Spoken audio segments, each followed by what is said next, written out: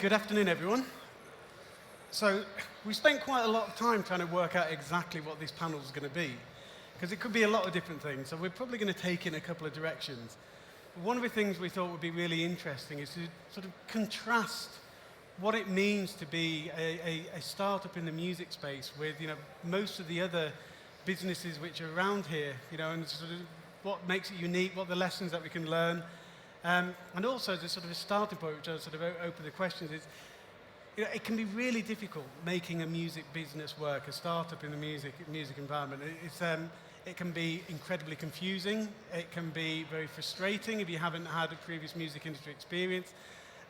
Rights can be some of the most complex things that you'll ever encounter. And you can end up finding it really difficult to raise money because it's not as easy to make a lot of money out of a music startup as it might be, for example, in financial tech or in gaming. So my opening question, and I'll start with you, Jon, why on earth would you bother doing a startup in music? Well, first of all, I think you've got to think about what are the reasons, what are your kind of actual goals.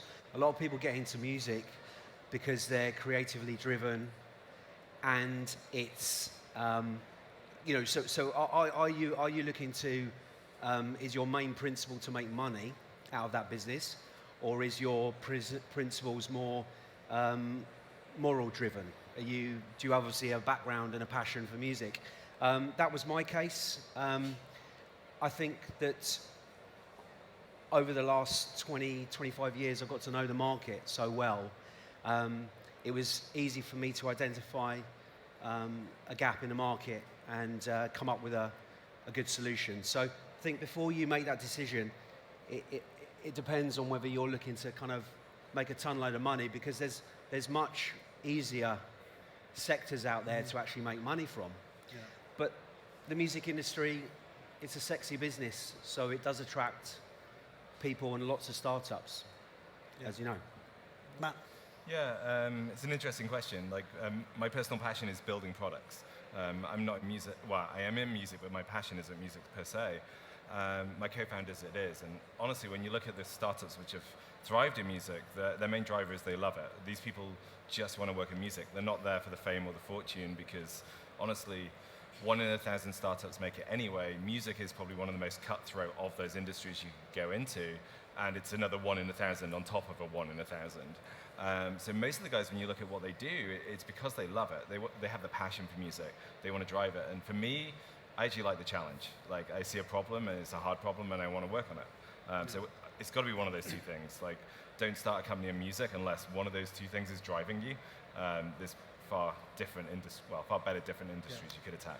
So I've been working in the digital music space for about 15 years now, and I've seen a huge number of startups come and go over that period of time.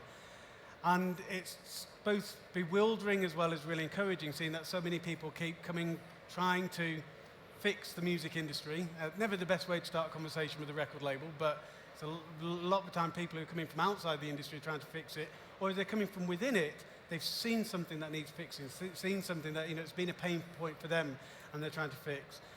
But one of the things I'm interested to hear from you guys is, what's the big, if there's someone here in the audience thinking, okay, I've had a bit of experience, I've maybe had a startup or two under my belt, or, and I'm looking to build something out into the music business. What's the biggest difference? If you had to pick something out, what's the biggest things that they've either got to look out for, or the things that they should know most about? Well, something I would say is that there's a wealth of B2C solutions out there, but there is a lack of B2B solutions, which is what my company focuses on at Music Gateway. But music transcends across all the creative sectors. So obviously advertising, gaming, TV, film, and licensing your music for sync it has become one of the key revenue generators for artists and rights holders, labels and publishers. So I think if you're going to start a business, make sure that you have someone on your team, if it's not yourself, that really, really knows the market really well, and then just make sure you go out and speak to as many people as possible. Do that market research, because for me, just being faster and cheaper isn't the best strategy to start a business, regardless of what your sector is. So look at the competition first, and then take it from there. So one of the things I hear a lot from digital music startups, whether they're on the B2B side, consumer side, but particularly ones which involve a close relationship with the rights holders, the record labels and the publishers, is if you don't have that music industry insider as part of your founding team, you can often feel like you're treated like an outsider, and it takes a lot of time to build trust. And there's a lot of good reasons why that's the case. But so I'm interested, you've got co-founders around you who are music guys, but you're not. Have you encountered that sort of feeling like being treated like an outsider at all, or have you? Yeah, honestly, it happens a lot. And for us, the key moment was even though those guys worked in the industry before, they produced radio shows. For the licensing part, we were on the outside, and the way we cracked that is literally Gregor, who's our lawyer, music expert, and you guys probably know, a bunch of you in the audience will. We got to know him really well, and he was just like, you guys need to pay attention to this startup, this one. These guys are smart, they know what they're doing, they're executing well. You guys need to license them and deal with that. So for us, it wasn't my founders. They were institutional in getting us into Gregor, but our legal team, they're the guys who actually opened all those doors. And they're the guys who helped us there. And just basically to go in and say, you need to pay attention. Somebody externally validating us. And it's a combination of the two, and it's never one individual, but I put a lot on Gregor and say he did very well for us, but it's that pyramid and knowing how to network from one person to another. And if you don't know where you're going there, you're wandering into a maze without a map. So this is a loaded question, but I'll ask it shamelessly anyway. Would you say that, just specifically that bit of being a music business, of having to get licenses from record labels and publishers and rights bodies, does that process move quick enough for the speed of a technology startup? Things could always move quicker. But does it actually cause problems? Does it get to a stage where you've missed an opportunity with a product launch? I would say absolutely. From my perspective, it's always been far too complicated to license music. There's, on the TV side of things, production library companies make it much easier for licenses to happen and be a one-stop shop for that scenario. One of the issues that we wanted to address was to make it easier for clients to be able to connect directly to unsigned artists, bands, and rights holders through our vehicle. So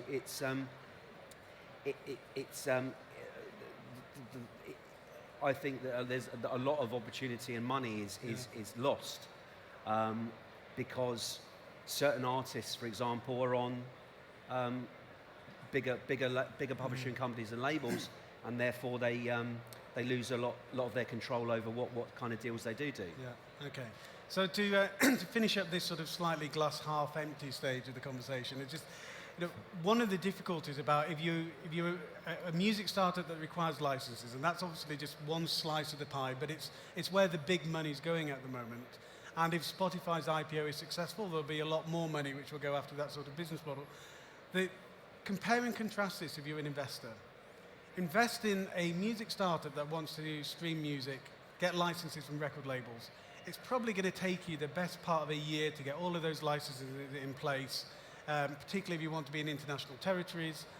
And let's say it's Series A funding and the company's got maybe $1 million in the bank or something. You're probably going to be seeing around about half of that going straight away in upfront payments or guarantees, etc.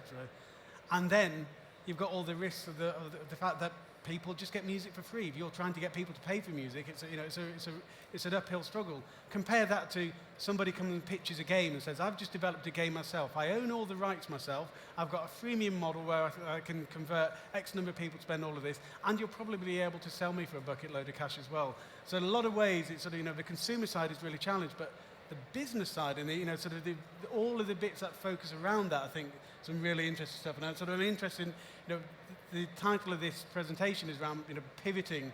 You started with, I know, Jon, your company is very much focused on the revenue streams which exist around music and the business side of things. But you didn't get there straight away. You ended up changing really on. Do you want to sort of talk through that experience? Yeah, I think 3 or 4 months after we actually launched Obviously, marketplace-style businesses are quite notoriously hard. It's very chicken and egg to satisfy both sides, clients, buyers, and sellers of music. But I was presented with an opportunity off the back of a meeting at EMI, where I suddenly realised that 80% of the solution that we built slotted perfectly into a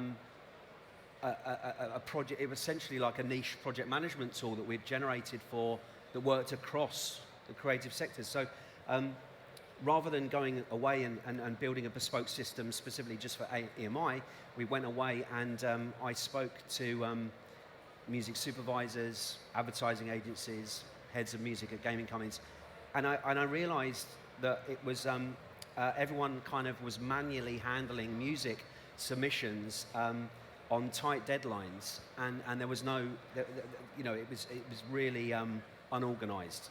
So I'd kind of fixed a problem that I didn't know about. Yeah. So the path changed, and it obviously always changes for everyone. And we purposely developed the platform in a very modular way so that we could divert off if we needed to. And I went with my gut instinct. Yeah.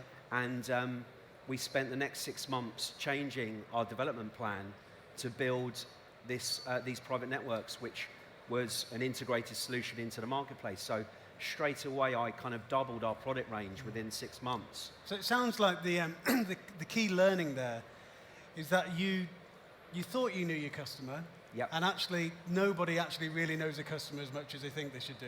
So I mean, so Mixcloud, your pitch is about being the future of radio, etc. How much is what have been the big changes in your journey so far, where you've suddenly got this needs to change, or we didn't realise that this was what we should be going after? And how did that thinking come around? It's an interesting question, and to some extent, I would say we don't have an answer to that. You've known us for years. We've been around for 6 years. For those of you who don't know, we've basically gone after the same vision for 6 years, and we've been ruthless at it. We're executing on this one vision. Where does radio go online? You can see track-based systems moving online with the likes of Spotify and Deezer, and radio has kind of become this Stitcher, this Pandora in the US, but actually it's the bigger industry. And where does that go online? Like, that's still our mission, that's still our objective. We've never really pivoted away from it. So for now, there is no real big pivot or big change. We're executing on that. And it's still a huge opportunity out there, still to be taken. Coming back to what you said earlier about capital, one of the interesting things we found is that you have to think about capital in different ways. And if you think about something like a traditional store, you need capital to stock it. And often that's a different type of capital to the growth capital. And I think one of the ways a lot of startups fail, or what they don't realize, is they try and get all their capital from a single VC source. And actually, that's your growth capital. Now you need to find your stocking capital, but this kind of stuff can be done better with banks and other ways. We haven't raised funding. We're actually bootstrapped, so that's a different story altogether. But I think that's where a lot of them trip up. Right, okay. I think, Mark, you were talking about the popcorn analogy earlier on, and I think that was really interesting when we were outside, that really music is the product that sells the secondary spend, if you like, or generates the secondary spend. So I think if you're starting a tech company in music, you should be looking at how that engages across the other sectors. Yeah. Because obviously the traditional ways of making revenue out of selling music has changed so vastly. So how does that engage with live, with merchandising, with sync licensing, and other areas as well? Yeah. So I'll bring people up to speed with what the popcorn analogy is. When this cinema industry first started out, so not the movie studios, but the actual cinemas, they lost money. So they started innovating the product. They put on double bills. They were still losing money. Though they innovated the experience, they brought in air conditioning from the meatpacking industry, still couldn't make a profit. Then they innovated the actual product itself. They brought in color, they brought in sound, still not. What turned the cinema industry into a very high profit business was popcorn. So popcorn, after you've recouped your operating margin, setup costs, has about a 97.5% operating margin. And you add that on with soda and everything else, and that's suddenly how. Now you think about when you go to the cinema, the popcorn, the sweets, the drinks, that's all part of the experience. That's why you still go to the cinema rather than just, sure, you might have a nice big TV at home with a nice big set of speakers on it. There's an experience about going to the cinema. And it's since that happened, the movie business has had its best ever years, not just best commercially, creatively as well. So I think one of those sort of challenges is, what is your popcorn? How do you find your popcorn? And often, to Jon's point, music, the really big success stories in technology and music don't make money out of music. They use music to make money out of the core businesses. Apple makes its money from hardware, loses money on music. Google makes its money in advertising. All of these different things which don't have music at the heart. YouTube, one of the biggest music destination on the planet. Amazon, one of the biggest retailers of music on the planet, but it's not a big margin business for it. So I guess to turn this into a question is, what is your popcorn around? What is your popcorn, and how do people find? What are good models for people to go and find out what popcorn is if they're thinking of trying to get into music? Well, first of all, I'd say that I think that you should be looking at a niche. You can have an eye on a bigger picture.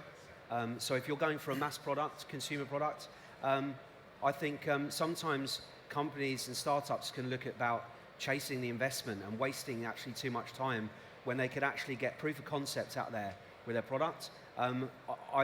We developed our product bootstrapped over a 2-year period before we launched, and I was just really resourceful to do that without getting any investment. And I think you guys did that as well. You pretty much bootstrapped. We've never taken funding. Exactly. So I think that I think if it should be the same thing for an artist. If you're chasing a management deal or trying to get in the label and in the door with a publisher, your focus isn't focusing on getting really good songs recorded and written, which should be the thing that you're focusing on. Yeah. So I think it's a hard question to really answer, but look at a niche, get build your product in a very dynamic and modular way, because whatever your preconceptions are of where you're going, very, very unlikely that you will actually get there in the way that you thought you were going to get there. And I'd iterate that. The music industry is one of the biggest opportunities out there right now. Nobody's found this popcorn moment. Everyone's looking for it, but music impacts all of our lives. Every one of us in this room listens to music, and with the exception maybe fashion and us all wearing clothes, there's probably very few things we all do. So the opportunity is there. The distribution is massive. We're talking billions of people enjoy music across the planet, and it just needs that model finding, and there's a lot of bright people looking for it, and the person who cracked that, it'll be like the cinema industry all over again. And the exciting thing is we are still looking. We don't know this model yet. That's one of the things which drives me, and that's one of the things which drives the hundreds or thousands of startups out there. But in music, we don't know that answer, but it does exist. It must be there somewhere. Yeah, so one of the things that makes a music industry special is you can't predict much of it. There's some of it which is just purely down to emotion and guts, and you can have one song here which looks everything like it's going to be the hit, and another one here, and you put all the ingredients into this one and it doesn't fly, but this one does. And that's one of the things that, that's one of the reasons why, the music industry does have a sort of an element of magic dust around it. That sort of, ineffable thing which people can't grasp. And that's why, as much as the music industry on paper isn't a very investable proposition, people still put money in because you've got investors who want to be part of that dream as well. And that's why you have people like yourselves who are going after businesses which you could have gone into a whole bunch of other industries and probably now be sat by your poolside somewhere, and you haven't done it because music is the bit which you want to live through. And the final thing I'll say on this is, sort of like the popcorn thing, the California Gold Rush in the 19th century, famous in so many respects. The first person who made $1 million out of the California Gold Rush didn't dig up a single piece of gold. He sold picks and shovels. So maybe that's the secret to being a successful music startup, is find out what the picks and shovels are for the music business. So we're up for our time now, so thank you very much for being here. Thank you. Right, thank you.